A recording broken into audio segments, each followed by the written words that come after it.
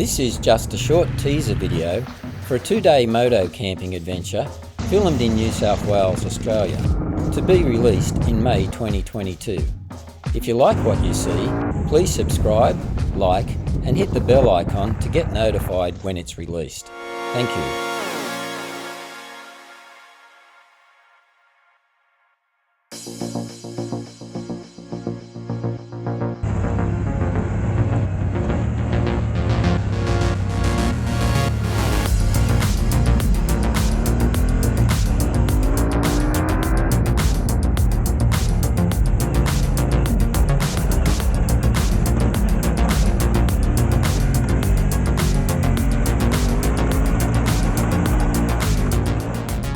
Whilst travelling along Fogg's Crossing Road, I was wondering if this was one of the test tracks Yamaha used when designing the T7, as it is the type of terrain where this bike's rally heritage really shines through and is a blast to ride.